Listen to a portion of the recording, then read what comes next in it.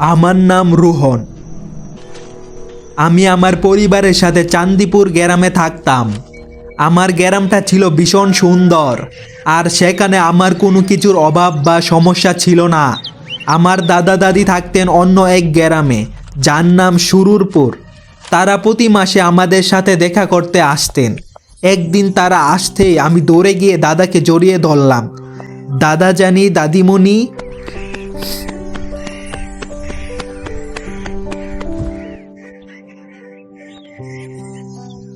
Area আমার রোহন সোনা, কেমন আছো ভাই?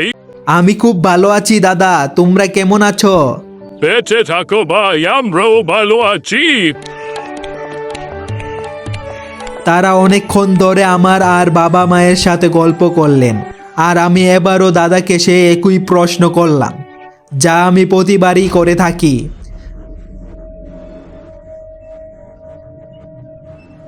দাদা, আমি প্রতিবারই তোমার গ্রামে যাওয়ার কথা বলি, কিন্তু তুমি আমাকে কোনোদিনই নিয়ে যাও না। কিন্তু আজ কোনো বাহানা চলবে না, আমাকে তোমার গ্রামে নিয়ে যেতেই হবে। আমার এই কথা শুনে দাদা আর দাদির মুখের হাসি খুশি ভাবটা এক নিমিষেই মিলিয়ে গেল। তারা দুজনে বেশ গম্ভীর হয়ে গেলেন। দাদা কিছুক্ষণ চুপ থেকে বললেন, ঠিক আছে রোহন ভাই, এইবার তো হবে না, তবে পরের বার যখন আসবো তখন তোমায় নিশ্চয় আমাদের গ্রামে নিয়ে যাব। আমি মুখ কালো করে বললাম, দাদা তুমি আবার? তখন আমার মা হেসে বললেন, আরে রোহন, মন খারাপ করো না। দাদা যদি তোমায় নিতে নাও আসে, তবে আমি আর তোমার বাবা মিলে তোমায় দাদার গ্রামে নিয়ে যাব।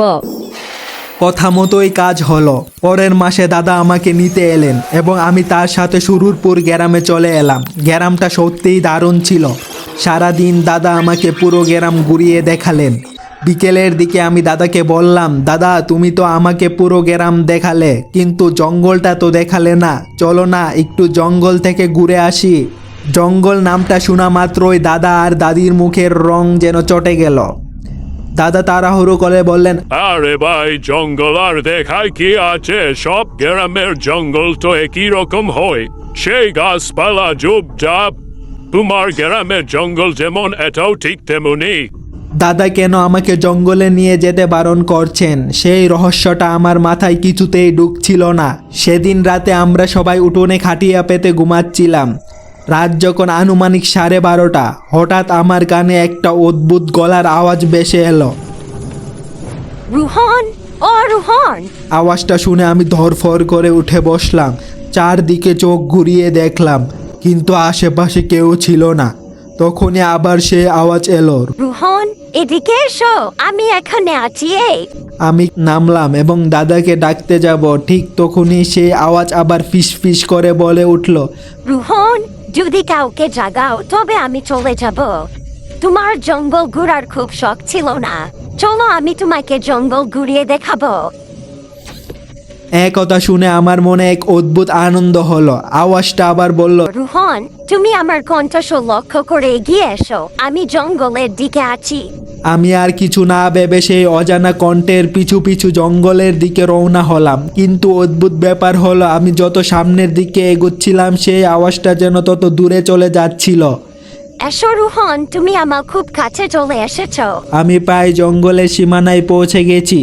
ঠিক তখনই পিছন থেকে কেউ একজন আমার কাঁধে হাত রাখলো। রোহনের হাতে কেই বা হাত রাখলো, কেই বা তাকে জঙ্গলের দিকে ডাকলো। এ সকল অজানা তথ্য জানতে এখনই চ্যানেলটাকে সাবস্ক্রাইব করে রাখুন। খুব তাড়াতাড়ি আসছে পার্ট 3।